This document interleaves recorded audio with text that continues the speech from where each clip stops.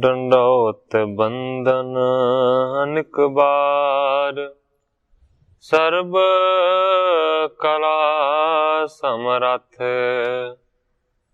ਡੋਲਣ ਤੇ ਰਾਖੋ ਪ੍ਰਭੂ, ਨਾਨਕ ਦੇ ਘਰ ਹੱਥ। ਗਿਆਨ ਅੰਜਨ ਗੁਰ ਦਿਆ, ਅਗਿਆਨ ਅੰਧੇਰ ਬਿਨਾਸ਼, ਹਰ ਕਿਰਪਾ ਤੇ ਸੰਤ ਭੇਟਿਆ, ਨਾਨਕ ਮਨ ਪਰਗਾਸ। ਯਾਹੀ ਕੁਲ ਤੇ ਪ੍ਰਗਟ ਹੋਏ, ਤਾਹੀ ਕੁਲ ਕੋ ਨਾਮ। ਪੁਨ ਦਵਾਦਸ ਗੁਰਿੰਦ ਕਉ, ਮੇਰੀ ਹੈ ਪ੍ਰਣਾਮ। ਪਰਮ ਸਤਿਕਾਰਯੋਗ ਸਤਿਗੁਰੂ ਜੀ ਦੇ ਪਾਵਨ ਪਵਿੱਤਰ ਦਰਬਾਰ ਵਿੱਚ ਬੈਠੀ ਹੋਈ ਸਾਧ ਸੰਗਤ ਜੀਓ, ਆਪਣੀਆਂ ਮਨ ਬਿਰਤੀਆਂ ਨੂੰ ਇਕਾਗਰ ਕਰਨ ਦੇ ਲਈ, ਰਸਨਾ ਨੂੰ ਪਵਿੱਤਰ ਕਰਨ ਲਈ ਇੱਕ ਵਾਰੀ ਸਾਰੇ ਹੀ ਰਲ ਕੇ ਆਖੀਏ, ਧੰਨ ਸ੍ਰੀ ਸਤਿਗੁਰੂ ਜਗਜੀਤ ਸਿੰਘ ਸੱਚੇ ਪਾਤਸ਼ਾਹ। ਸਤਿਗੁਰੂ ਹਰਗੋਬਿੰਦ ਸੱਚੇ ਪਾਤਸ਼ਾਹ ਜੀ ਦਾ ਪਾਵਨ ਪਵਿੱਤਰ ਇਤਿਹਾਸ ਸਾਹਿਬ ਜੀ ਸ਼੍ਰਵਣ ਕਰ ਰਹੇ ਸੀ। ਇਤਿਹਾਸ ਇੱਥੋਂ ਤੱਕ ਪਹੁੰਚਿਆ ਹੈ, ਜਿਹੜਾ ਸਤਿਗੁਰਾਂ ਦਾ ਸਿੱਖ ਸੇਵਕ ਪ੍ਰਿਯ ਵਜ਼ੀਰ ਖਾਂ ਹੈ, ਉਸਨੇ ਤਰ੍ਹਾਂ ਤਰ੍ਹਾਂ ਦੀਆਂ ਗੱਲਾਂ ਕਹਿ ਕੇ ਬਾਦਸ਼ਾਹ ਨੂੰ ਸਮਝਾਉਣ ਦਾ ਯਤਨ ਕੀਤਾ। ਵਜ਼ੀਰ ਖਾਂ ਕਹਿੰਦਾ ਹੈ ਕਿ ਸਤਿਗੁਰੂ ਜੀ ਤੇ ਹਿੰਦੂਆਂ ਤੇ ਤੁਰਕਾਂ ਨੂੰ ਇੱਕੋ ਜਿਹਾ ਮੰਨਦੇ ਨੇ। ਇਹ ਜੋ ਵੀ ਕੁਝ ਇਹਨੇ ਦੱਸਿਆ ਹੈ ਇਹ ਗਲਤ ਹੈ। ਦਰਅਸਲ ਜੋ ਮੈਨੂੰ ਪਤਾ ਹੈ ਮੈਂ ਉਹ ਤੁਹਾਨੂੰ ਦੱਸਦਾ ਹਾਂ। ਵਜ਼ੀਰ ਖਾਂ ਨੇ ਆਖਿਆ ਕਿ ਸਤਿਗੁਰੂ ਜੀ ਇੱਕ ਸਮੇਂ ਰੋਹੇਲੇ ਪਿੰਡ ਦੇ ਵਿੱਚ ਗਏ। ਉੱਥੋਂ ਦੇ ਤੁਰਕਾਂ ਨੇ ਆਣ ਕੇ ਪੁਕਾਰ ਕੀਤੀ ਕਿ ਨਮਾਜ਼ ਪੜ੍ਹਨ ਦੇ ਵਾਸਤੇ ਕੋਈ ਜਗ੍ਹਾ ਨਹੀਂ ਹੈ, ਕੋਈ ਮਸੀਤ ਨਹੀਂ ਹੈ। ਤੇ ਸਤਿਗੁਰਾਂ ਨੇ ਉਸ ਜਗ੍ਹਾ ਦੇ ਉੱਤੇ ਇੱਕ ਮਸੀਤ ਬਣਵਾ ਦਿੱਤੀ। ਘੇਰਨ ਨੇ ਉਸ ਗੱਲ ਦਾ ਵਿਰੋਧ ਕੀਤਾ ਤੇ ਇਸੇ ਚੱਕਰ ਦੇ ਵਿੱਚ ਉਹ ਮਾਰਿਆ ਗਿਆ। ਇਸ ਤਰੀਕੇ ਦੀਆਂ ਗੱਲਾਂ ਕਹਿ ਕੇ ਜਿਹੜਾ ਵਜ਼ੀਰ ਖਾਂ ਹੈ ਉਹ ਬਾਦਸ਼ਾਹ ਨੂੰ ਉਸ ਗੱਲ ਤੋਂ ਮੋੜਨ ਦਾ ਯਤਨ ਕਰ ਰਿਹਾ ਹੈ। ਕੱਲ ਇੱਥੋਂ ਤੱਕ ਕਥਾ ਪਹੁੰਚੀ ਸੀ, ਅੱਜ ਇੱਥੋਂ ਅੱਗੇ ਮੈਂ ਪ੍ਰਾਰੰਭ ਕਰਦਾ। ਹਿੰਦਨ ਪੱਖੀ ਘੇਰੜ ਪਇਓ, ਗੁਰ ਕੋ ਗਾਰ ਨਿਕਾਰਤ ਭਇਓ। ਵਜ਼ੀਰ ਖਾਂ ਕਹਿੰਦਾ ਕਿ ਹਿੰਦੂਆਂ ਦਾ ਪੱਖ ਪੂਰਿਆ ਘੇਰਨ ਨੇ ਤੇ ਗੁਰੂ ਜੀ ਨੂੰ ਉਸਨੇ ਬਹੁਤ ਜ਼ਿਆਦਾ ਆਣ ਕੇ ਗਾਲਾਂ ਕੱਢੀਆਂ। ਸੁਤ ਕੇ ਪਠ ਕਰ ਹੈ ਇਸ ਥਾਨਾ, ਕਰਿਓ ਚੜਾਵਣ ਅਬਦਲ ਖਾਨਾ। ਤੇ ਕਹਿੰਦਾ ਕਿ ਫਿਰ ਘੇਰੜ ਦੇ ਪੁੱਤਰ ਰਤਨ ਚੰਦ ਨੇ ਇਸ ਜਗ੍ਹਾ ਤੇ ਆਣ ਕੇ ਅਬਦੁਲ ਖਾਨ ਸੂਬੇ ਨੂੰ ਚੜਾ ਕੇ ਭੇਜਿਆ। ਜਾਇ ਲਰਿਓ ਤੇ ਬਿਨਾ ਵਿਚਾਰੇ, ਹਤੇ ਸੁਪਟ 10 ਚਤਰ ਹਜ਼ਾਰੇ।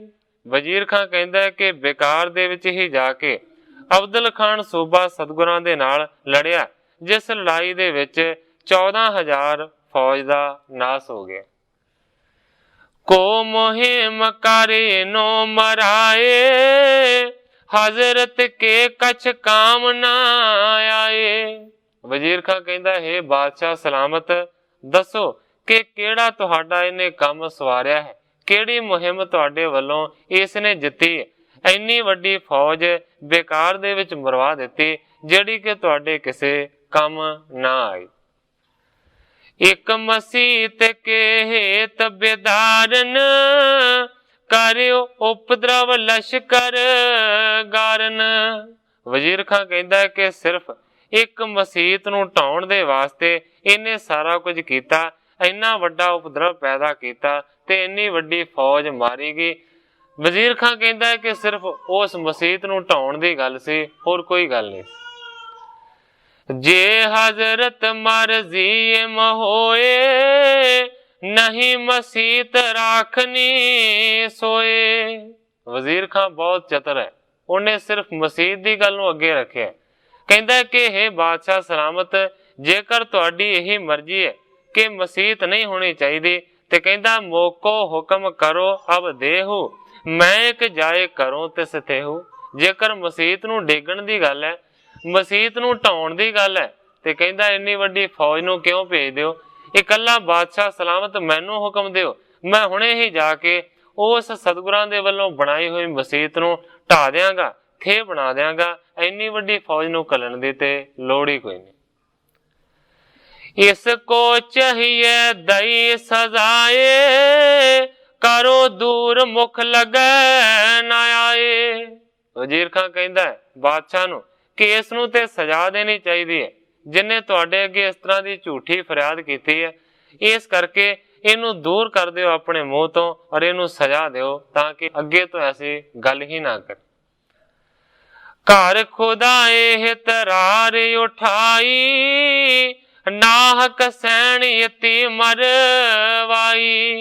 वजीर खां कहंदा है कि इस दे प्यो अब्दुल खान ने खुदा दे घर दे वास्ते एडा वड्डा झेड़ा प्रगट किया, भाव के मसीत नूं ढाउण दा यतन किया, बेकार दे विच इन्नी ज्यादा सैना मरवा दित्ती।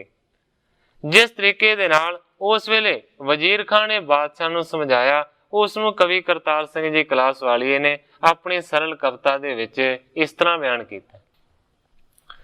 गुर घर दा सिख वजीर खां सी, कहंदा सुनो मैथों दिल लाए शाह, मैं सारी कहानी ये सुनी है सी, मौका बनया ना गया खुंजाए शाह। करदा रिहा सुनाउण सुनाउण ही मैं, फुरसत मिली नाही कदे आए शाह। विचों गल तां असली होर है जी, वली खां रिहा उलटाए शाह। गुरु हर गोबिंद है जिस तरह दा, तू जानदा आप सुभाए शाह। मुसलमान हिंदू ओनू इको जेहे, किसे नाल ना वैर रखाए शाह।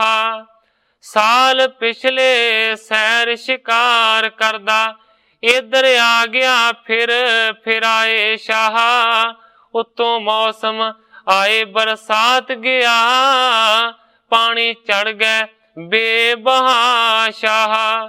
उच्ची जगह रोहेले दे पास है सी, आ गया पसंद ओ थाए शाह।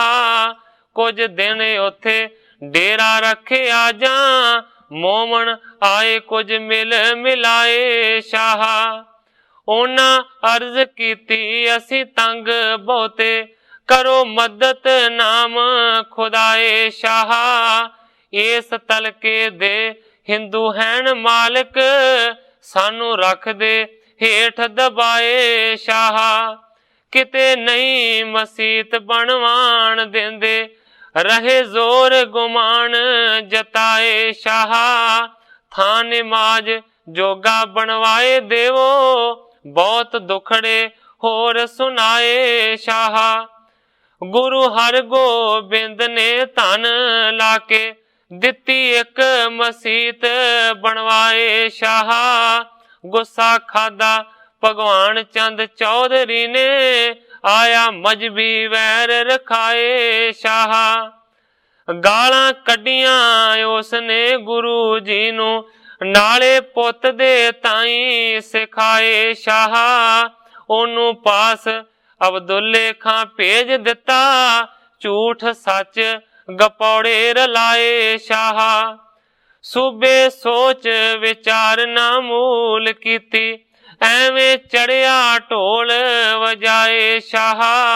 गुरु हर गोविंद भी सूरमासी, होया सामने तेग उठाए शाह।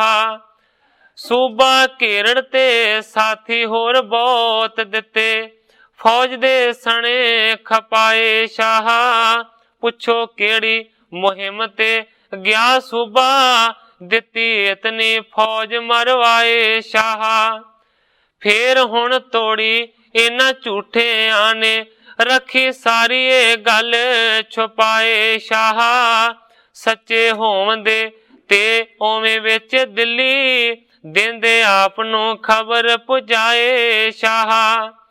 उठी सारी ये गल मसीत तो सी, होर विच ना रौंद रलाए शाह। मुल्क गिरी दा गुरु जे होए भुखा, लैंदा दे से ਸਾਰਾ ਦਬਾਏ ਸ਼ਾਹਾ। ਬਾਕੀ ਫੌਜ ਚੜਾਵਣੀ ਕਾਸ ਨੂੰ ਹੈ, ਮੈਨੂੰ ਮੁਖ ਤੋਂ ਹੁਕਮ ਫਰਮਾਏ ਛਾਹਾ। ਜਿਸ ਥਾਂ ਤੋਂ ਇਹ ਉਪਾਦ ਉੱਠੀ, ਦੇਵਾਂ ਜਾਏ ਮਸੀਦ ਗਿਰਾਏ ਸ਼ਾਹਾ। ਮੈਨੂੰ ਪੁੱਛੇ ਹਜੂਰ ਤਾਂ ਗੱਲ ਸੱਚੀ, ਇਹ ਲੋਕ ਰਹਿ ਵੈਰ ਵਧਾਏ ਸ਼ਾਹਾ। ਕੰਨ ਸਭ ਨੂੰ ਹੋਣ ਕਰਤਾਰ ਸਿੰਘਾ, ਦੇਣੀ ਚਾਹੀਦੀ ਇਹਨੂੰ ਸਜਾ ਸ਼ਾਹਾ। ਬਹੁਤ ਲੰਮੀ ਹਕੀਕਤ ਦੇ ਨਾਲ ਵਜ਼ੀਰ ਖਾਨ ਨੇ ਬਾਦਸ਼ਾਹ ਨੂੰ ਆਖਿਆ ਕਿ ਗੱਲ ਤੇ ਸਿਰਫ ਮਸੀਤ ਦੀ ਸੀ, ਜਿਹਦੇ ਤੋਂ ਸਾਰਾ ਇਹ ਵੈਰ ਵਧਾਇਆ ਗਿਆ, ਤੇ ਜੇ ਤੁਹਾਡਾ ਹੁਕਮ ਹੈ ਕਿ ਖੁਦਾ ਦਾ ਘਰ ਨਹੀਂ ਰਹਿਣਾ ਚਾਹੀਦਾ ਤੇ ਮੈਂ ਮਸੀਤ ਨੂੰ ਹੁਣੇ ਹੀ ਜਾ ਕੇ ਡੇਗ ਦੇਣਾ। ਵਜ਼ੀਰ ਖਾਨ ਨੇ ਆਖਿਆ ਕਿ ਜਿਨ੍ਹਾਂ ਨੇ ਇੰਨਾ ਵੱਡਾ ਫਸਾਦ ਖੜਾ ਕੀਤਾ ਹੈ, ਇਹਨਾਂ ਨੂੰ ਤੇ ਸਗੋਂ ਸਜ਼ਾ ਦੇਣੀ ਚਾਹੀਦੀ। ਸੁਣਤ ਸ਼ਾਹ ਉਰ ਮੇਹਰ ਖਾਇਓ, ਗੁਰ ਖੁਦਾਏ ਕੋ ਧਾਮ ਬਣਾਇਓ।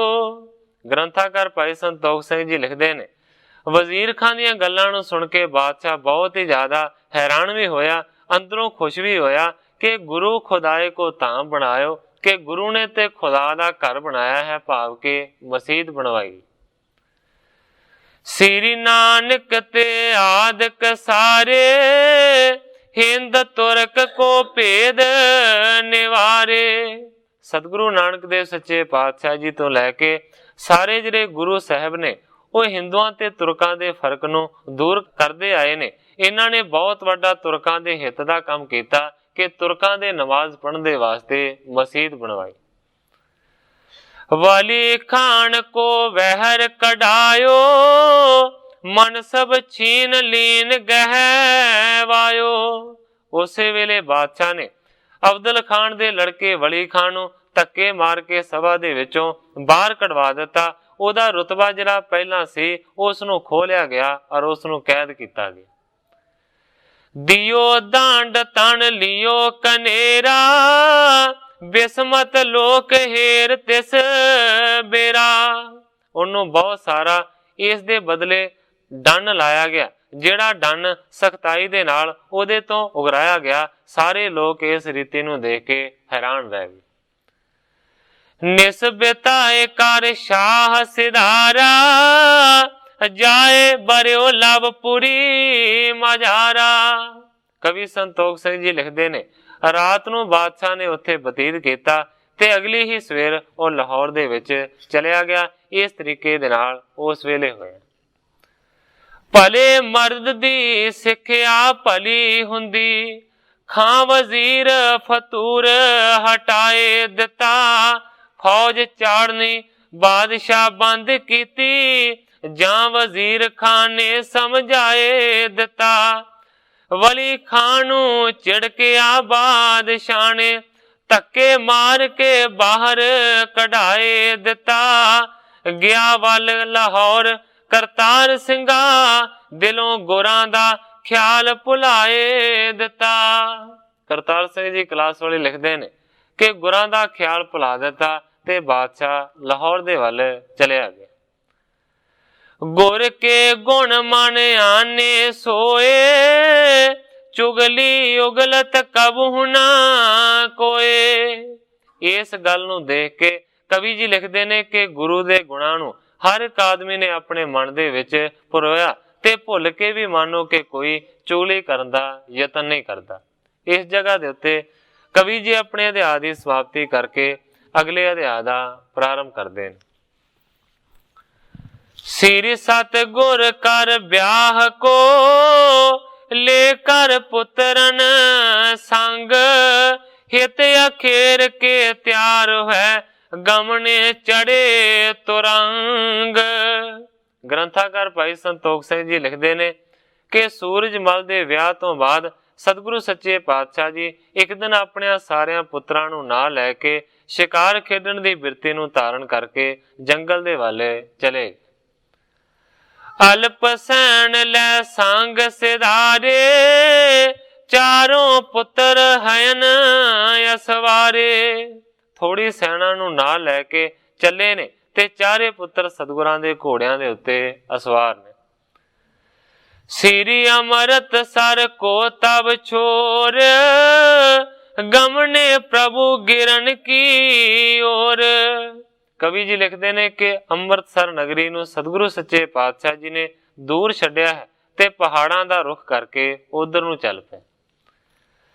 मन पावत सो करत अखेरा, निशा परी कर बाहर डेरा। मन पाउंदा सारा दिन शिकार कीता ते जदों रात पई ते बाहर ही डेरा लाया। खान पान करके सो पताए, पुत्रन जुत जे नर समुदाय। सतगुरां दे पुत्रां दे समेत जिन्ने भी सन सारियां ने खा पी के रात नूं सुख दे नाल बतीत कीता।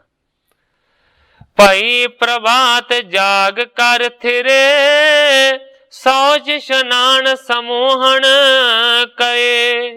प्रभात होण दे नाल सवेर होण दे नाल सारे जागे ने, इशनान पानी सारियां ने कीता। देश मनोहर पर्वत काछे, तिसे निहारन सतगुर बाछे। कवि जी लिखते ने कि जेड़ा इलाका पर्वतां दा बड़ा मनोहर है, जिन्हों के काछा आख्या जाता है। पर्वत दे कोल दा देश सोहना, उसनूं काछा आख्या जाता है। कवि जी लिखते ने तिसे निहारन सतगुर बाछे, भाव कि उस नूं वेखण दे वास्ते सतगुरु सच्चे पातशाह जी ने अपने मन दे विच दलील पैदा कीती। इस तरीके दे नाल सतगुरु सच्चे पातशाह जी शिकार ते गए। विदा करके साक संबंधियां नूं, सतगुरु जी सैर शिकार चले। चारे साहिबजादे हम रकाब होए, कुछ चोणवे होर असवार चले। ਅੰਮ੍ਰਿਤਸਰ ਤੋਂ ਵੱਲ ਪਹਾੜ ਦੇ ਜੀ, ਰੁੱਖ ਆਪਣਾ ਸਤਿਗੁਰੂ ਧਾਰ ਚੱਲੇ। ਵਿੱਚ ਜੰਗਲਾਂ ਸੈਰ ਸ਼ਿਕਾਰ ਕਰਦੇ, ਸਿਆਂ ਜੀਆਂ ਦਾ ਕਰਨ ਉਧਾਰ ਚੱਲੇ। ਹੱਥੀ ਗੁਰਾਂ ਦੀ ਜਿਹੜੇ ਸ਼ਿਕਾਰ ਹੋਏ, ਪਾ ਕੇ ਮੁਕਤ ਹੋ ਭਵ ਜਲੋਂ ਪਾਰ ਚੱਲੇ। ਪਾੜੇ ਹਰਨ ਤੇ ਸ਼ੇਰ करतार सिंगा, मार चढ़ पहाड़ दी धार चले। करतार सिंह जी क्लास वाले लिखते ने कि जेड़े शिकार दे रूप दे विच सतगुरां दे हत्थां तो मारे गए, वो भाव के मुक्त हो गए ते संसार सागर तो पार चले गए। इस तरह बहुत सारा सतगुरां ने शिकार खेडिया ते पहाड़ दे वल सतगुरु सच्चे पातशाह जी जाना चाहुंदे ने अगां वध तो वध। सोनियो प्रथम ही तिस दिश माही, श्री नानक नंदन रह ताही। ग्रंथाकार भाई संतोख सिंह जी लिखते ने कि सतगुरां नूं पहला ही इस गल की खबर सी कि इस पासे सतगुरु नानक देव सच्चे पातशाह जी का पुत्र रहिंदा है, भाव के श्री चंद जी। श्री चंद जिन बैस बिलंदंग, जोग वृत्ति को लेत आनंदंग। सतगुरां नूं पता सी कि श्री चंद जी जिन्हां दी बहुत लंबी उम्र है, जेड़े के योग दी वृत्ति नूं धारण करके योग दी साधना आनंद दे नाल करदे ने। पता सी सतगुरु नूं कि इस पासे ओ रहिंदे। श्री हर गोविंद चाहियो निहारै, गमन तिस ही देश बिहारै। कवि जी लिखते ने कि इस करके सतगुरु हरगोबिंद सच्चे पातशाह जी श्री चंद नूं देखना चाहुंदे सन ते उसे ही देश दे वल सतगुरु सच्चे पातशाह जी जा रहे। इम चित धारत गिरा उचारी, तूरन त्यारी कर असवारी। इस तरह की सोच सोच के सतगुरां ने हुक्म किया कि तैयारी की जावे, असवारियां नूं तैयार किया जावे। सुनत हुक्म को सकल संभाले, जीन तुरंगन तत्शन डाले। सारियां ने सतगुरां दे हुक्म नूं सुनिया, सारियां ने अपने घोड़ियां दी सांभ संभाल कीती और उन्हां दे उत्ते काठियां पाईयां। खान पान कर हयन अरोहे, सैन सहत सत चारों सोहे। खा पी के सारियां ने घोड़ियां दी सवारी कीती है। सैना दे समेत सतगुरां दे चारे साहिबजादे भी नाल ने। पर्वत की काछर को गए, कितक अखेरन खेलत ਪਏ। ਹੁਣ ਕੱਚ ਦਾ ਜਿਹੜਾ ਭਾਵ ਹੈ ਉਹ ਨਦੀ ਤੋਂ ਵੀ ਲਾਇਆ ਜਾਂਦਾ ਹੈ। ਇਸ ਤੋਂ ਇਲਾਵਾ ਸਮੁੰਦਰ ਦੇ ਕੋਲ ਦੀ ਜਿਹੜੀ ਜ਼ਮੀਨ ਹੁੰਦੀ ਹੈ ਉਹਨੂੰ ਵੀ ਕੱਚ ਆਖਿਆ ਜਾਂਦਾ ਹੈ, ਪਰ ਇੱਥੇ ਕਾਛੜ ਪਹਾੜ ਤੇ ਨਦੀ ਦੇ ਲਾਗਲੇ ਇਲਾਕੇ ਦੇ ਲਈ ਕਵੀ ਜੀ ਨੇ ਵਰਤਿਆ ਹੈ। ਕਿਤ ਕੇ ਅਖੇਰਨ ਖੇਲਤ ਪਏ, ਉੱਥੇ ਜਾ ਕੇ ਥੋੜਾ ਜਿਹਾ ਸਤਿਗੁਰਾਂ ਨੇ ਸ਼ਿਕਾਰ ਖੇਡਿਆ। ਬਹੁਰ ਜਹਾਂ ਸ੍ਰੀ ਨਾਨਕ ਨੰਦ, ਪਹੁੰਚੇ ਤਹ ਸ੍ਰੀ ਹਰਿ ਗੋਬਿੰਦ। ਉਸ ਤੋਂ ਬਾਅਦ ਜਿੱਥੇ ਕਿ ਸਤਿਗੁਰੂ ਨਾਨਕ ਦੇਵ ਸੱਚੇ ਪਾਤਸ਼ਾਹ ਜੀ ਦੇ ਨੰਦ ਭਾਵ ਕੇ ਸ੍ਰੀ ਚੰਦ ਜੀ ਰਹਿੰਦੇ ਸਨ, ਉੱਥੇ ਸਤਿਗੁਰੂ ਹਰਗੋਬਿੰਦ ਸੱਚੇ ਪਾਤਸ਼ਾਹ ਜੀ ਸਾਰਿਆਂ ਦੇ ਸਮੇਤ ਪਹੁੰਚ ਗਏ। ਉੱਤਰ ਤੁਰੰਗ ਤੇ ਲੈ ਸੁਤ ਚਾਰੀ, ਸ੍ਰੀ ਚੰਦ ਦਰ ਸੇ ਤਪ ਧਾਰੀ। ਘੋੜੇ ਤੋਂ ਸਤਿਗੁਰੂ ਜੀ ਥੱਲੇ ਉਤਰੇ ਨੇ, ਆਪਣੇ ਚਾਰੇ ਸਾਹਿਬਜ਼ਾਦਿਆਂ ਨੂੰ ਨਾ ਲਿਆ ਹੈ ਤੇ ਸ੍ਰੀ ਚੰਦ ਜੀ ਦਾ ਜਾ ਕੇ ਦਰਸ਼ਨ ਕੀਤਾ, ਜਿਹੜੇ ਸ੍ਰੀ ਚੰਦ ਜੀ ਮਾਨੋ ਤਪ ਦੇ ਧਾਰਨ ਕਰਨ ਵਾਲੇ ਨੇ। ਚਰਨ ਕਮਲ ਪਰ ਬੰਧਨ ਕੀਨ, ਪੁਣ ਕਰ ਜੋਰ ਸਮਖ ਅਸੀਨ। ਜਾ ਕੇ ਸਤਿਗੁਰੂ ਹਰਗੋਬਿੰਦ ਸੱਚੇ ਪਾਤਸ਼ਾਹ ਜੀ ਨੇ ਬਾਬਾ ਸ੍ਰੀ ਚੰਦ ਦੇ ਚਰਨ ਕਮਲਾਂ ਦੇ ਉੱਤੇ ਨਮਸਕਾਰ ਕੀਤੀ ਹੈ, ਹੱਥ ਜੋੜ ਕੇ ਫਿਰ ਸਾਹਮਣੇ ਬੈਠ ਗਏ ਨੇ ਸ੍ਰੀ ਚੰਦ ਦੇ ਸਾਰੇ। ਇਸ ਤਰੀਕੇ ਦੇ ਨਾਲ ਉਸ ਵੇਲੇ ਸ੍ਰੀ ਚੰਦ ਦਾ ਮਿਲਾਪ ਹੋਇਆ ਸਤਿਗੁਰਾਂ ਦੇ ਨਾਲ। ਇਸੇ ਤਰ੍ਹਾਂ ਹੀ ਬਾਰਠੀ ਜਾਏ ਪਹੁੰਚੇ, ਉਥੇ ਡੇਰੇ ਦੇ ਤਾਈ ਅਟਕਾਣ ਗੁਰ ਜੀ।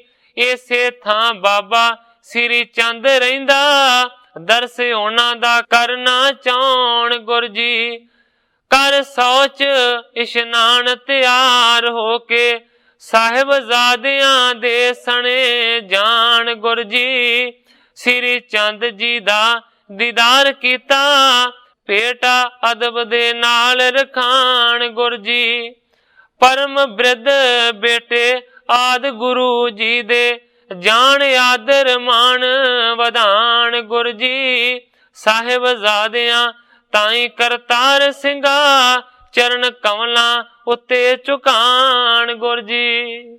ਕਰਤਾਰ ਸਿੰਘ ਜੀ ਕਲਾਸਵਾਲ ਲਿਖਦੇ ਨੇ ਕਿ ਸਤਿਗੁਰੂ ਨਾਨਕ ਦੇਵ ਸੱਚੇ ਪਾਤਸ਼ਾਹ ਜੀ ਦਾ ਸੁਪੁੱਤਰ ਜਾਣ ਕੇ ਸਤਿਗੁਰੂ ਹਰਗੋਬਿੰਦ ਸੱਚੇ ਪਾਤਸ਼ਾਹ ਜੀ ਨੇ ਬੜਾ ਮਾਣ ਕੀਤਾ। ਆਪ ਵੀ ਉਹਨਾਂ ਦੇ ਚਰਨਾਂ ਤੇ ਮੱਥਾ ਟੇਕਿਆ ਤੇ ਚਾਰੇ ਸਾਹਿਬਜ਼ਾਦਿਆਂ ਤੋਂ ਵੀ ਮੱਥਾ ਟਿਕਵਾਇਆ ਤੇ ਫਿਰ ਸਤਿਗੁਰੂ ਹਰਗੋਬਿੰਦ ਸੱਚੇ ਪਾਤਸ਼ਾਹ ਜੀ ਸ੍ਰੀ ਚੰਦ ਦੇ ਲਾਗੇ ਬਹਿ ਗਏ।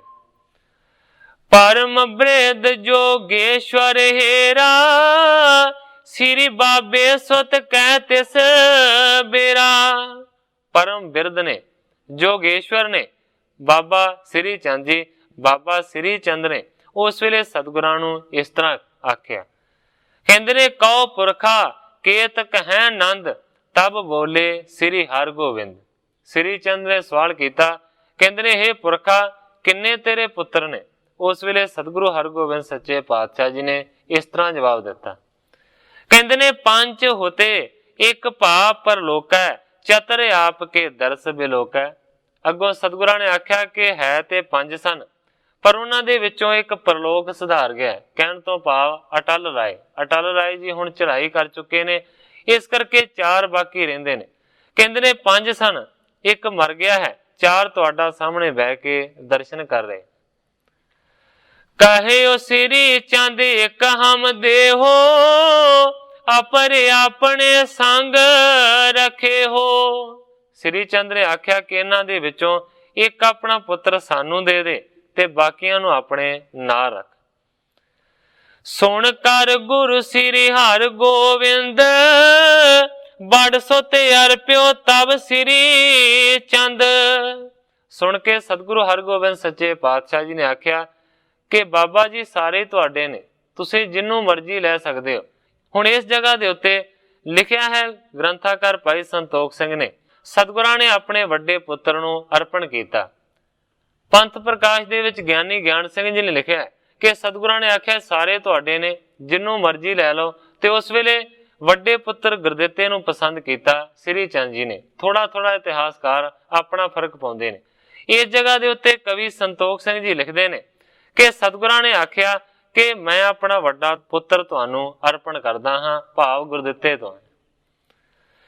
शस्त्र बस्त पहराए नवीन, टिग बिठाए कर बंधन कीन।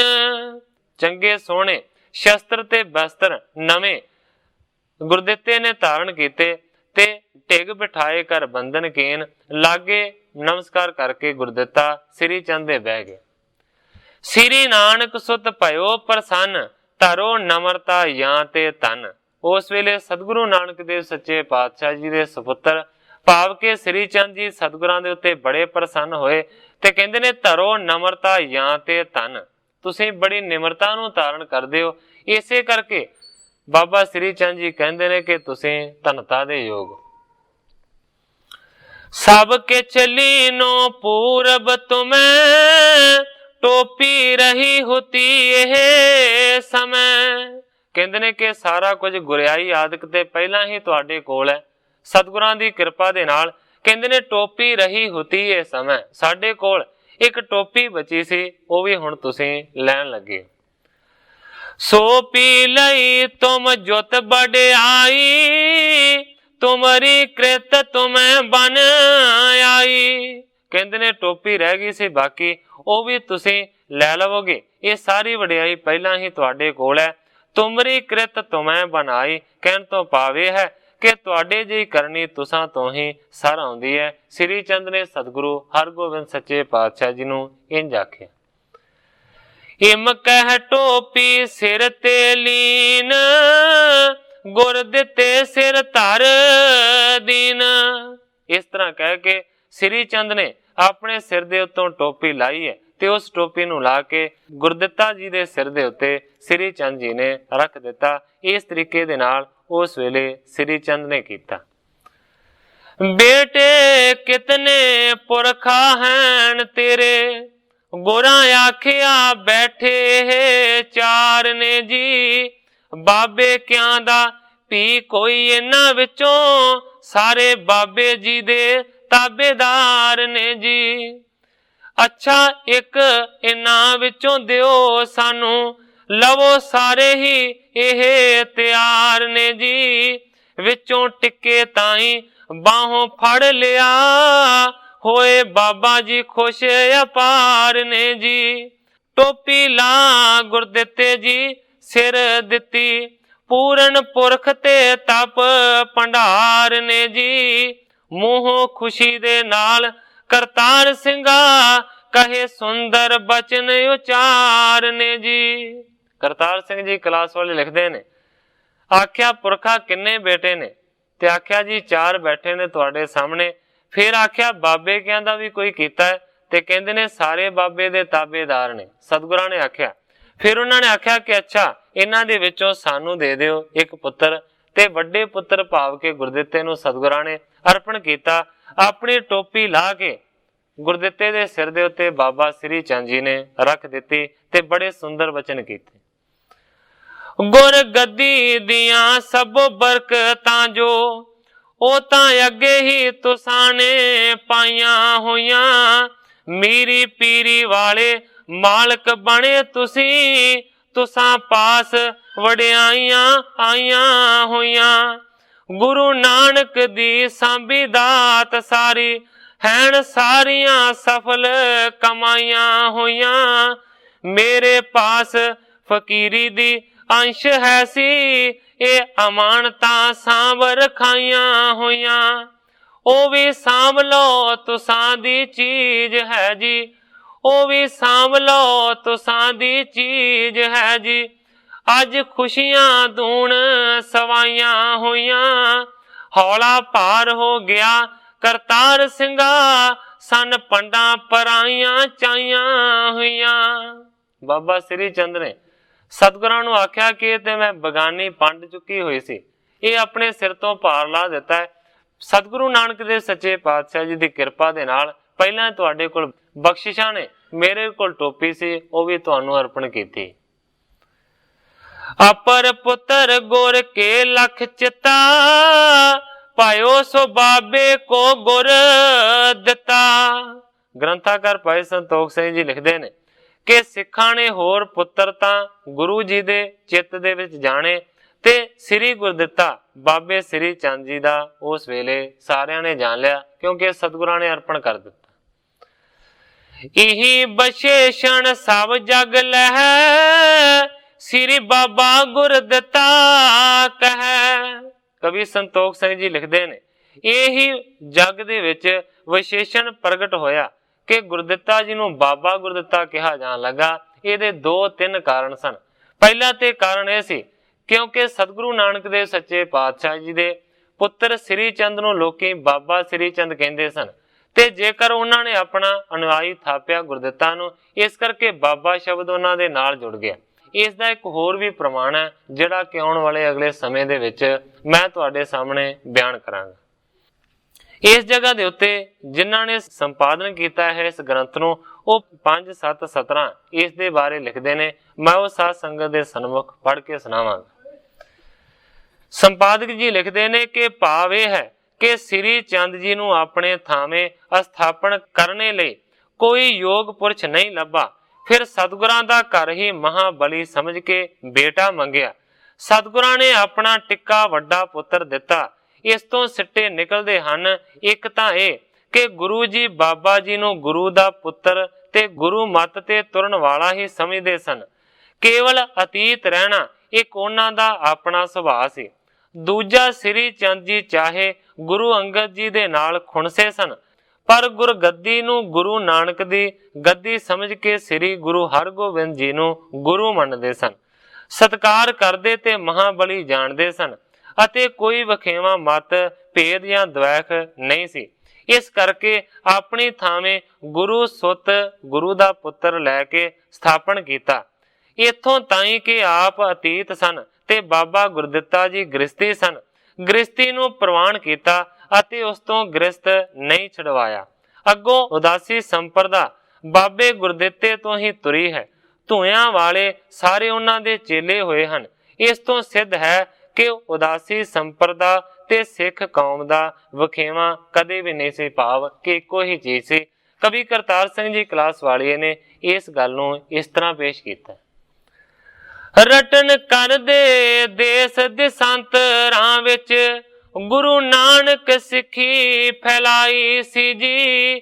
ਸ੍ਰੀ ਚੰਦ ਵੱਡੇ ਬੇਟੇ ਗੁਰੂ ਜੀ ਦੇ ਦੁਨੀਆਦਾਰੀ ਨਾਲ ਲੱਤ ਫਸਾਈ ਸੀ ਜੀ।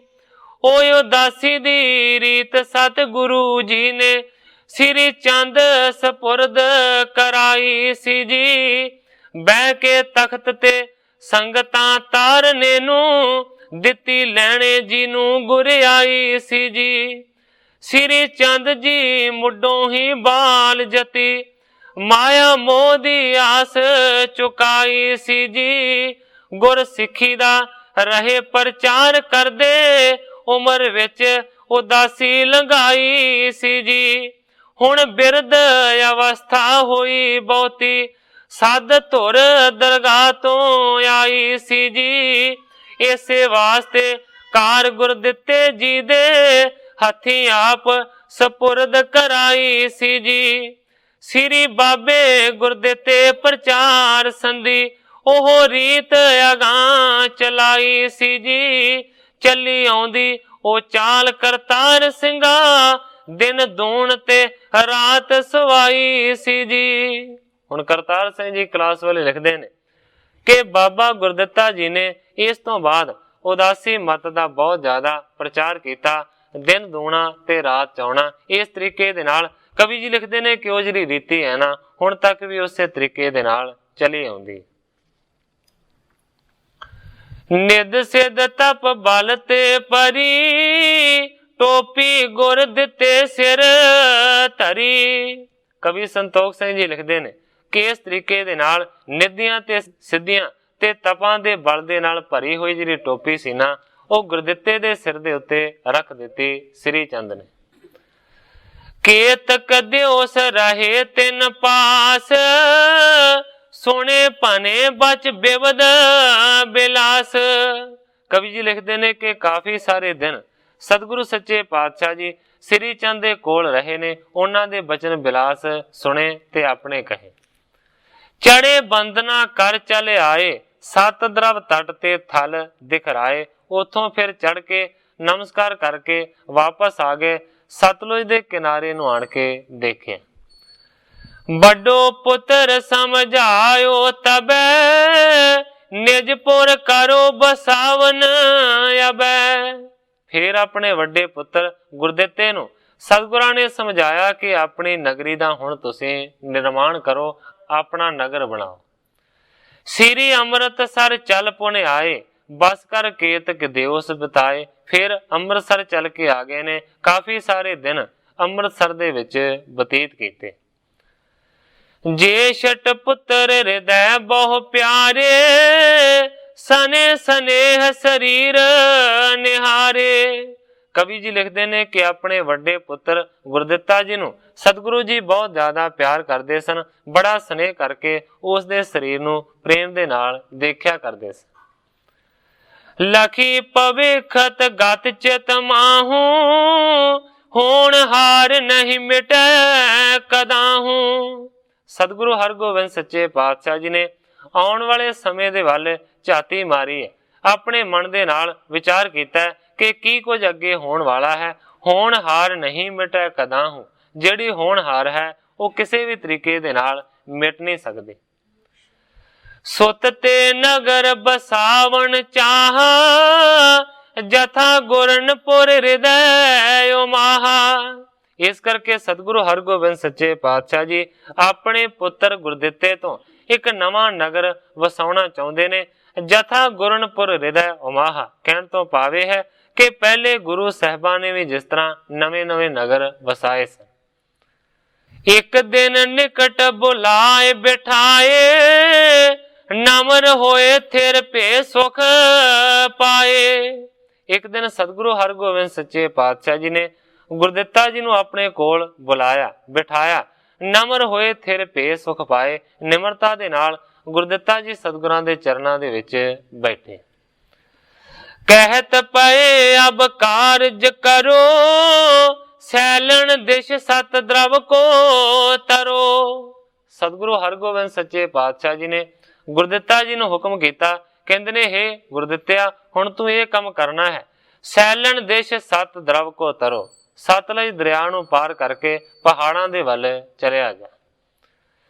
केतक भरे अपर गिर हैं, बुढ़न शाह शांत एक रहें।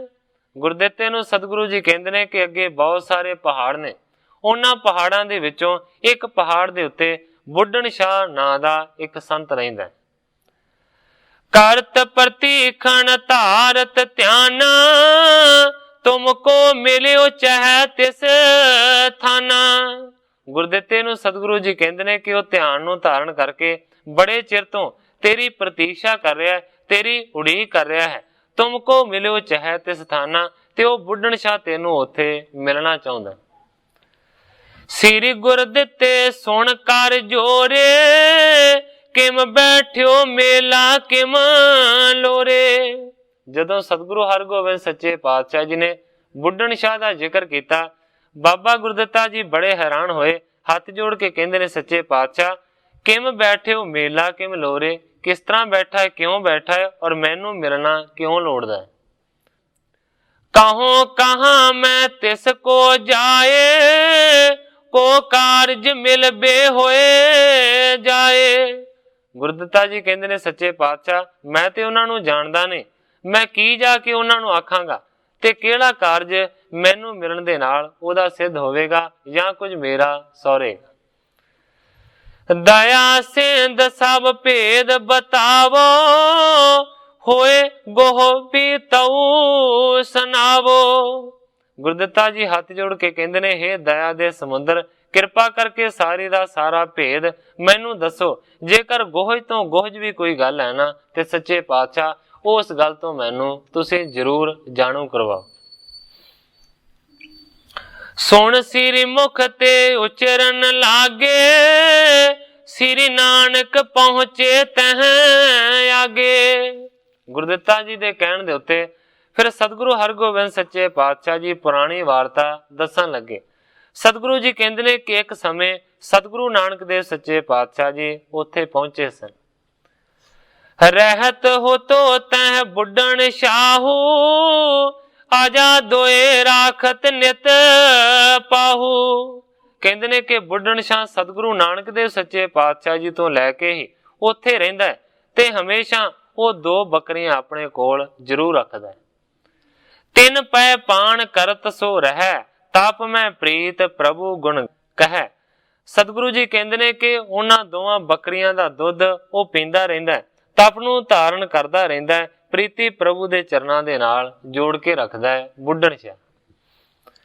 ਬਾਲਾ ਮਰਦਾਨਾ ਸੰਗ ਦੋਏ, ਸ੍ਰੀ ਨਾਨਕ ਦੇਖਤ ਪਾਸੋਏ। ਸਤਿਗੁਰੂ ਹਰਗੋਬਿੰਦ ਸੱਚੇ ਪਾਤਸ਼ਾਹ ਜੀ ਕਹਿੰਦੇ ਨੇ ਕਿ ਭਾਈ ਬਾਲਾ ਤੇ ਮਰਦਾਨਾ ਦੇ ਨਾਲ ਇੱਕ ਸਮੇਂ ਸਤਿਗੁਰੂ ਨਾਨਕ ਦੇਵ ਸੱਚੇ ਪਾਤਸ਼ਾਹ ਜੀ ਉੱਥੇ ਪਹੁੰਚੇ ਸਨ। ਲਖੇ ਸੰਤ ਸੇਵਨ ਕਰ ਚਾਹੂ, ਆਜਾ ਦੁਗਦ ਆਨਤ ਪਾਹੂ। ਸਤਿਗੁਰੂ ਜੀ ਸੁਣਾ ਰਹੇ ਨੇ ਸਾਖੀ ਗੁਰਦਿੱਤੇ ਨੂੰ। ਕਹਿੰਦੇ ਨੇ ਕਿ ਜਦੋਂ ਸਤਿਗੁਰੂ ਨਾਨਕ ਦੇਵ ਸੱਚੇ ਪਾਤਸ਼ਾਹ ਜੀ ਆਪਣੇ ਦੋਵਾਂ ਸੇਵਕਾਂ ਦੇ ਸਮੇਤ ਉੱਥੇ ਪਹੁੰਚੇ ਤੇ ਬੁੱਢਣ ਸ਼ਾਹ ਨੇ ਇਹਨਾਂ ਨੂੰ ਬਹੁਤ ਵੱਡਾ ਸੰਤ ਜਾਣਿਆ, ਇਹਨਾਂ ਦੀ ਸੇਵਾ ਕਰਨੀ ਚਾਹੀ। ਇਸ ਕਰਕੇ ਬੱਕਰੀ ਦਾ ਦੁੱਧ ਚੋ ਕੇ ਉਹਨਾਂ ਨੇ ਇਹਨਾਂ ਦੇ ਅੱਗੇ ਰੱਖ ਦਿੱਤਾ। ਮੈਂ ਬੈਠਿਓ ਤੁਮ ਚੱਲ ਕਰ ਆਏ, ਉਚਿਤ ਸੇਵਕੇ ਯੋਂ ਲਖ ਪਾਏ। ਦੁੱਧ ਦਾ ਕਟੋਰਾ ਅੱਗੇ ਰੱਖ ਕੇ ਸਤਿਗੁਰੂ ਜੀ ਕਹਿੰਦੇ ਨੇ ਕਿ ਫਿਰ ਬੁੱਢਣ ਸ਼ਾਹ ਨੇ ਸਤਿਗੁਰੂ ਨਾਨਕ ਦੇ ਚਰਨਾਂ ਦੇ ਵਿੱਚ ਬੇਨਤੀ ਕੀਤੀ ਸੀ ਕਿ ਮੈਂ ਤੇ ਇੱਥੇ ਬੈਠਾ ਹੋਇਆ, ਤੁਸੀਂ ਦੂਰੋਂ ਚੱਲ ਕੇ ਆਏ ਹੋ, ਇਸ ਕਰਕੇ ਮੇਰੇ ਘਰ ਦੇ ਵਿੱਚ ਤੁਸੀਂ ਅਤਿਥੀ ਹੋ, ਪ੍ਰਾਹੁਣੇ ਹੋ, ਮੈਨੂੰ ਚਾਹੀਦਾ ਕਿ ਮੈਂ ਤੁਹਾਡੀ ਕੋਈ ਸੇਵਾ ਕਰਾਂ।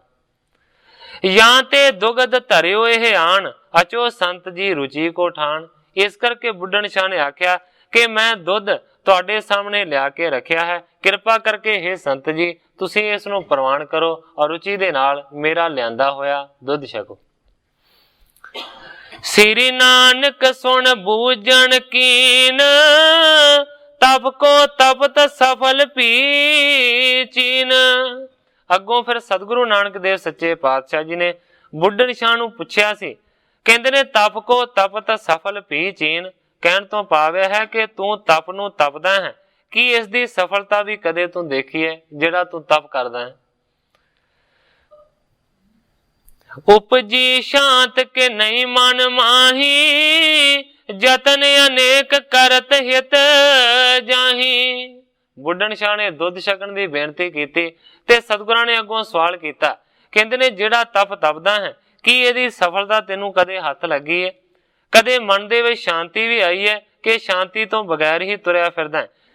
ਯਤਨ ਅਨੇਕ ਕਰਤ ਹਿਤ ਜਾਹੀ, ਜਿਸ ਤਪ ਨੂੰ ਤਪਦਾ ਹੈ, ਬੜੇ ਯਤਨ ਕਰਦਾ ਹੈ, ਕੀ ਉਹ ਸਫਲਤਾ ਤੈਨੂੰ ਕਦੇ ਮਿਲੀ ਹੈ? ਸੋਹਣੇ ਉੱਚੇ ਬਚ ਬੁੱਢਣ ਸ਼ਾਹੂ, ਤੁਮਰੋ ਨਾਮ ਸੁਣਨ ਚਿਤ ਚਾਹੂ। ਸਤਿਗੁਰੂ ਹਰਗੋਬਿੰਦ ਸੱਚੇ ਪਾਤਸ਼ਾਹ ਜੀ ਕਹਿੰਦੇ ਨੇ ਗੁਰਦਿੱਤੇ ਨੂੰ ਕਿ ਜਦੋਂ ਸਤਿਗੁਰਾਂ ਨੇ ਇਸ ਤਰ੍ਹਾਂ ਦੇ ਉੱਚੇ ਬਚਨ ਆਖੇ ਤੇ ਉਸ ਵੇਲੇ ਉਸ ਬੁੱਢਣ ਸ਼ਾਹ ਨੇ ਆਖਿਆ ਤੁਮਰੋ ਨਾਮ ਸੁਣਨ ਚਿਤ ਚਾਹੋ, ਕਿ ਤੁਹਾਡਾ ਕੀ ਨਾਂ ਹੈ, ਮੈਂ ਚਾਹ ਕਰਦਾ ਹਾਂ ਕਿ ਮੈਨੂੰ ਪਤਾ ਲੱਗੇ ਕਿ ਤੁਹਾਡਾ ਕੀ ਨਾਂ ਹੈ। ਗੁਰੂ ਰੁਖ ਲਖਿਓ ਭਨੈ ਮਰਦਾਨਾ, ਇਹ ਜਗ ਗੁਰੂ ਸ੍ਰੀ ਨਾਨਕ ਜਾਨਾ। ਸਤਿਗੁਰੂ ਜੀ ਤੇ ਚੁੱਪ ਰਹਿ, ਪਰ ਸਤਿਗੁਰੂ ਜੀ ਕਹਿੰਦੇ ਨੇ ਕਿ ਗੁਰੂ ਜੀ ਦਾ ਰੁਖ ਜਾਣ ਕੇ ਮਰਦਾਨੇ ਨੇ ਅੱਗੋਂ ਆਖਿਆ ਇਹ ਜਗ ਗੁਰੂ ਸ੍ਰੀ ਨਾਨਕ ਜਾਨਾ, ਇਹ ਜਗਤ ਦੇ ਗੁਰੂ ਨੇ, ਦੁਨੀਆ ਦੇ ਗੁਰੂ ਨੇ। ਤੇ ਉਹ ਸੰਤ ਨੂੰ ਕਹਿੰਦੇ ਨੇ ਬੁੱਢਣ ਸ਼ਾਹ ਨੂੰ, ਇਹਨਾਂ ਦਾ ਨਾਂ ਗੁਰੂ ਨਾਨਕ ਹੈ। ਜਿਸ ਕੋ ਚਾਹਤ ਕੁਛ ਉਪਦੇਸ਼ਾ, ਤਿਸ ਕੇ ਨਿਕਟ ਜਾਤ ਜਗ ਤੇਸ਼ਾ। ਨਾਲ ਹੀ ਮਰਦਾਨੇ ਨੇ ਬੁੱਢਣ ਸ਼ਾਹ ਨੂੰ ਆਖਿਆ ਜਿਹਨੂੰ ਕੋਈ ਆਪਣਾ ਉਪਦੇਸ਼ ਦੇਣਾ ਚਾਹੁੰਦੇ ਨੇ, ਇਹ ਸਤਿਗੁਰੂ ਸੱਚੇ ਪਾਤਸ਼ਾਹ ਜੀ ਉਹਦੇ ਕੋਲ ਹੀ ਆਉਂਦੇ ਨੇ। ਮੰਨੋ ਕਿ ਤੈਨੂੰ ਉਪਦੇਸ਼ ਦੇਣ ਦੇ ਵਾਸਤੇ ਆਏ ਨੇ, ਇਸੇ ਕਰਕੇ ਇੱਥੇ ਪਹੁੰਚੇ। ਸੁਣਤ ਨਾਮ ਪਾਇਨ ਪਰ ਪਰਿਓ, ਕਹਿਓ ਕਿ ਮੋਹੇ ਨਿਹਾਲ ਅਬ ਕਰਿਓ। ਜਦੋਂ ਸਤਿਗੁਰੂ ਨਾਨਕ ਦੇਵ ਸੱਚੇ ਪਾਤਸ਼ਾਹ ਜੀ ਦਾ ਨਾਮ ਬੁੱਢਣ ਸ਼ਾਹ ਨੇ ਸੁਣਿਆ, ਸਤਿਗੁਰਾਂ ਦੇ ਚਰਨਾਂ ਦੇ ਉੱਤੇ ਡਿੱਗਿਆ ਤੇ ਕਹਿੰਦਾ ਸੱਚੇ ਪਾਤਸ਼ਾਹ ਮੈਂ ਤੁਹਾਡਾ ਦਰਸ਼ਨ ਕਰਕੇ ਨਿਹਾਲ ਹੋ ਗਿਆ। ਸੁਣਤ ਹੋ ਤੋ ਜਸ ਰਾਵਰ ਕੇਰਾ, ਮਿਲ ਬੇ ਚਹਿਤ ਚਹਿਤ ਚਿਤ ਮੇਰਾ। ਬੁੱਢਣ ਸ਼ਾਹ ਨੇ ਉਸ ਵੇਲੇ ਸਤਿਗੁਰਾਂ ਨੂੰ ਆਖਿਆ ਸੀ ਕਿ ਤੁਹਾਡਾ ਨਾਮ ਬੜਾ ਸੁਣਿਆ ਹੋਇਆ ਸੀ, ਤੁਹਾਡਾ ਜਸ ਬੜਾ ਸੁਣਿਆ ਸੀ, ਮੈਂ ਤੁਹਾਨੂੰ ਮਿਲਣਾ ਚਾਹੁੰਦਾ ਸੀ, ਮੇਰਾ ਬੜਾ ਚਿੱਤ ਕਰਦਾ ਸੀ, ਤੇ ਉਸ ਚਿੱਤ ਦੀ ਆਸ ਨੂੰ ਤੁਸੀਂ ਅੱਜ ਪੂਰਿਆਂ ਕਰ ਦਿੱਤਾ। ਮਨ ਕੀ ਜਾਣ ਆਣ ਅਬ ਮਿਲੇ, ਕਰੇ ਅਦਕ ਤਪ ਸੇ ਫਲ ਫਲੇ। ਕਹਿੰਦਾ ਹੈ ਕਿ ਮੇਰੇ ਮਨ ਦੀ ਜਾਣ ਕੇ ਤੁਸੀਂ ਆਣ ਕੇ ਮੈਨੂੰ ਮਿਲੇ ਹੋ, ਆਪਣਾ ਪਵਿੱਤਰ ਦਰਸ਼ਨ ਦਿੱਤਾ ਹੈ।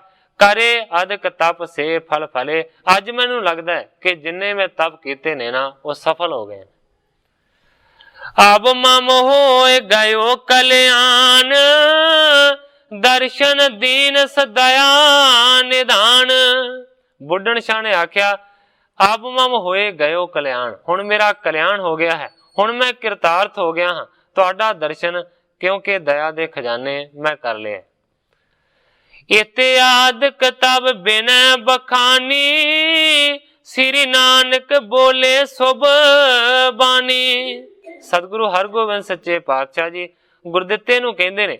ਇਸ ਤਰ੍ਹਾਂ ਦੀ ਬੇਨਤੀ ਬੁੱਢਣ ਸ਼ਾਹ ਨੇ ਉਸ ਵੇਲੇ ਸਤਿਗੁਰੂ ਨਾਨਕ ਦੇ ਚਰਨਾਂ ਦੇ ਵਿੱਚ ਕੀਤੀ ਸੀ, ਤੇ ਫਿਰ ਸਤਿਗੁਰੂ ਨਾਨਕ ਦੇਵ ਸੱਚੇ ਪਾਤਸ਼ਾਹ ਜੀ ਨੇ ਗੁਰਦਿੱਤਿਆ ਉਹਨਾਂ ਨੂੰ ਇੰਝ ਆਖਿਆ ਸੀ, ਵਾਹਿਗੁਰੂ ਸਿਮਰੋ ਲਿਵ ਲਾਈ, ਤਨ ਹੰਤਾ ਕਉ ਦੇਹੋ ਉਠਾਈ। ਉਹਨਾਂ ਨੇ ਆਖਿਆ ਸੀ ਕਿ ਵਾਹਿਗੁਰੂ ਨਾਮ ਦਾ ਜਾਪ ਕਰਿਆ ਕਰ, ਸੁਰਤੀ ਨੂੰ ਜੋੜ ਕੇ ਟਿਕਾ ਕੇ। ਇਸ ਜਾਪ ਜਪਣ ਦੇ ਨਾਲ ਤੇਰੇ ਤਨ ਦੀ ਹੰਤਾ ਦੂਰ ਚਲੀ ਜਾਏਗੀ। ਮਾਣੀ ਇੰਦਰੀਏ ਸੰਬੰਧ ਜੇ ਹੋਣ, ਇਹ ਬੰਧਨ ਜਾਨੋ ਦੁੱਖ ਜੋਨਾ। ਸਤਿਗੁਰੂ ਨਾਨਕ ਦੇਵ ਸੱਚੇ ਪਾਤਸ਼ਾਹ ਜੀ ਨੇ ਹੁਕਮ ਕੀਤਾ ਸੀ ਕਿ ਮਨ ਤੇ ਇੰਦਰੀਆਂ ਦਾ ਜਿਹੜਾ ਸੰਬੰਧ ਹੋਣਾ ਹੈ ਨਾ, ਇਹ ਬੰਧਨ ਜਾਨੋ ਦੁੱਖ ਜੋਨਾ। ਇਹ ਮਾਨੋ ਕਿ ਦੁੱਖਾਂ ਦਾ ਕਾਰਨ ਹੈ, ਜੂਨੀਆਂ ਦੇ ਦੁੱਖ ਦੇਣ ਦੇ ਵਾਲਾ ਹੈ। ਮਨ ਠਹਿਰਾਵੋ ਹਿਰਦੈ ਮਝਾਰ, ਨਹੀਂ ਸੰਬੰਧ ਇੰਦਰੀਆਂ ਸੰਗ ਧਾਰ। ਸਤਿਗੁਰੂ ਨਾਨਕ ਦੇਵ ਸੱਚੇ ਪਾਤਸ਼ਾਹ ਜੀ ਨੇ ਆਖਿਆ ਸੀ ਮਨ ਨੂੰ ਠਹਿਰਾਉਣਾ ਚਾਹੀਦਾ ਹੈ ਹਿਰਦੇ ਦੇ ਵਿੱਚ, ਨਹੀਂ ਸੰਬੰਧ ਇੰਦਰੀਆਂ ਸੰਗ ਧਾਰ। ਮਨ ਦਾ ਜਿਹੜਾ ਸੰਬੰਧ ਹੈ ਨਾ ਉਹ ਇੰਦਰੀਆਂ ਦੇ ਨਾਲ ਜੋੜਨਾ ਨਹੀਂ ਚਾਹੀਦਾ। ਕੂਰਮ ਸਮਝ ਇਕੱਠੋ ਹੋਏ ਰਹਿ, ਨਹੀਂ ਉਥਤ ਇੰਦਰੀਆਂ ਸੰਗ ਲਹੈ। ਭਾਵ ਕਿ ਕੱਛੂ ਦੇ ਵਾਂਗ ਮਨ ਇਕੱਠਾ ਹੋਣਾ ਚਾਹੀਦਾ ਹੈ, ਇੰਦਰੀਆਂ ਦਾ ਸੰਗ ਲੈ ਕੇ ਮਨ ਕਦੇ ਉਥਾਨ ਨਾ ਹੋਵੇ। ਇਤੋ ਭੇਦ ਲਖ ਸਾਧੋ ਧਿਆਨ, ਤਿਸ ਕੋ ਮੁਕਤ ਰੂਪ ਪਹਿਚਾਨ। ਸਤਿਗੁਰੂ ਨਾਨਕ ਦੇਵ ਸੱਚੇ ਪਾਤਸ਼ਾਹ ਜੀ ਨੇ ਆਖਿਆ ਇਹਨਾਂ ਭੇਦ ਕਰਕੇ ਤਪ ਦੀ ਸਾਧਨਾ ਕਰ, ਧਿਆਨ ਨੂੰ ਧਾਰਨ ਕਰ, ਤਿਸ ਕੋ ਮੁਕਤ ਰੂਪ ਪਹਿਚਾਨ। ਅਵਸਥਾ ਜਦੋਂ ਇਸ ਤਰ੍ਹਾਂ ਦੀ ਬਣ ਜਾਏਗੀ ਤੇ ਫਿਰ ਮੰਨੋ ਕਿ ਮੁਕਤੀ ਦੀ ਪਹਿਚਾਨ। ਸੁਣ ਸਤਿਗੁਰ ਤੇ ਬ੍ਰਿਤੀ ਟਿਕਾਈ, ਬੁੱਢਣ ਸ਼ਾਹ ਸਮਾਧ ਲਗਾਈ। ਉਸੇ ਵੇਲੇ ਸਤਿਗੁਰਾਂ ਦੇ ਬਚਨਾਂ ਨੂੰ ਸੁਣ ਕੇ ਬ੍ਰਿਤੀ ਨੂੰ ਟਿਕਾਇਆ ਬੁੱਢਣ ਸ਼ਾਹ ਨੇ ਤੇ ਸਮਾਧੀ ਲਾ ਲਈ। ਜਬ ਬੈਠੇ ਜੁਗ ਜਾਮ ਬਿਤਾਏ, ਬਾਲੇ ਕਹਿ ਕਰ ਲੀਨ ਜਗਾਏ। ਜਦੋਂ 2 ਪਹਿਰ ਇਸੇ ਤਰੀਕੇ ਦੇ ਨਾਲ ਸਮਾਧੀ ਦੇ ਵਿੱਚ ਬਤੀਤ ਹੋ ਗਏ ਤੇ ਫਿਰ ਬਾਲੇ ਨੂੰ ਹੁਕਮ ਕਰਕੇ ਬੁੱਢਣ ਸ਼ਾਹ ਦੀ ਸਮਾਧੀ ਸਤਿਗੁਰੂ ਨਾਨਕ ਦੇਵ ਸੱਚੇ ਪਾਤਸ਼ਾਹ ਜੀ ਨੇ ਖੁਲਵਾਈ। ਜਬ ਸੁਧ ਭਾਈ ਚਰਨ ਗੁਰ ਗਹੇ, ਰਾਖੋ ਸੰਗ ਜੋੜ ਕਰ ਕਹੇ। ਜਦੋਂ ਬੁੱਢਣ ਸ਼ਾਹ ਹੋਸ਼ ਦੇ ਵਿੱਚ ਆਇਆ, ਸਤਿਗੁਰਾਂ ਦੇ ਚਰਨ ਉਸ ਨੇ ਫੜੇ ਤੇ ਸਤਿਗੁਰੂ ਨਾਨਕ ਦੇਵ ਸੱਚੇ ਪਾਤਸ਼ਾਹ ਜੀ ਨੂੰ ਕਹਿੰਦਾ ਕਿਰਪਾ ਕਰਕੇ ਸੱਚੇ ਪਾਤਸ਼ਾਹ ਹੁਣ ਤੁਸੀਂ ਆਪਣੇ ਨਾਲ ਹੀ ਮੈਨੂੰ ਰੱਖੋ। ਤੁਮ ਪ੍ਰਤਾਪ ਤੇ ਮਨ ਟਿਕ ਗਇਓ, ਤਨਕ ਭੇਦ ਸੁਣ ਸਭ ਕਿਛ ਪਇਓ। ਬੁੱਢਣ ਸ਼ਾਹ ਨੇ ਸਤਿਗੁਰਾਂ ਦੇ ਚਰਨਾਂ ਦੇ ਵਿੱਚ ਬੇਨਤੀ ਕੀਤੀ ਕਿ ਤੁਹਾਡੇ ਤਪ ਦੇ ਪ੍ਰਤਾਪ ਦੇ ਨਾਲ ਹੁਣੇ ਮੇਰਾ ਮਨ ਟਿਕ ਗਿਆ ਸੀ, ਤਨਕ ਭੇਦ ਸੁਣ ਸਭ ਕਿਛ ਪਇਓ। ਛੋਟਾ ਜਿਹਾ ਤੁਸੀਂ ਭੇਦ ਦੱਸਿਆ ਤੇ ਮੈਨੂੰ ਸਾਰਾ ਕੁਝ ਹੀ ਪ੍ਰਾਪਤ ਹੋ ਗਿਆ। ਅੰਮ੍ਰਿਤ ਬਚਨ ਸੁਣੇ ਬਿਖ ਦ્વੈਤ, ਦੂਰ ਕਰੀ ਬੜ ਸੰਕਟ ਹੈਤ।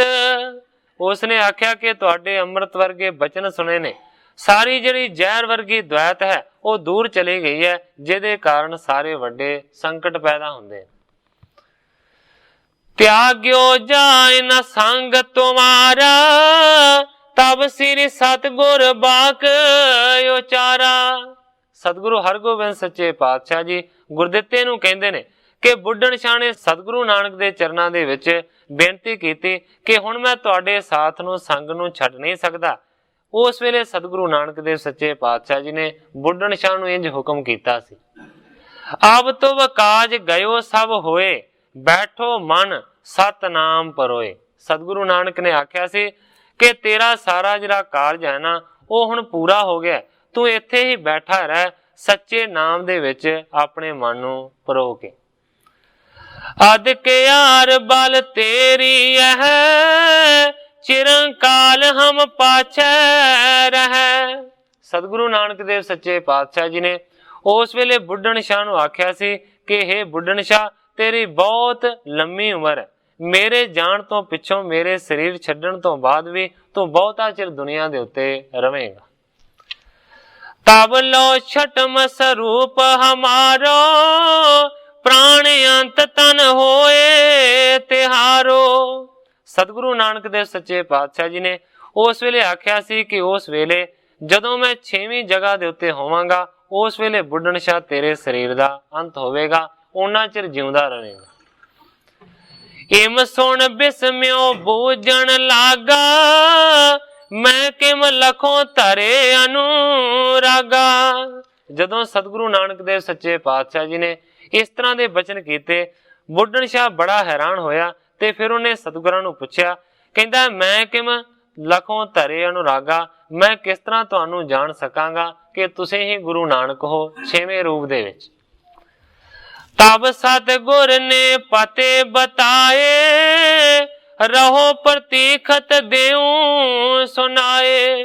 गुरदित्ते नूं सतगुरु हरगोबिंद सच्चे पातशाह जी कहंदे ने कि उस वेले सतगुरु नानक देव सच्चे पातशाह जी ने पते दिते सन, निशानियां दसियां सन कि जदों ये निशानियां पूरियां होणगियां ते बुढ़न शाह तू समझ लवें कि असीं 6वें रूप दे विच आ गए हां।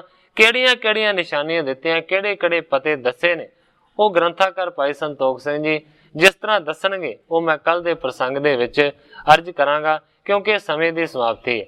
अज इन्नियां ही अर्जां करदा होया मैं इत्थे ही कथा नूं विश्राम दे के सारी साध संगत तो खिमा दा जाच।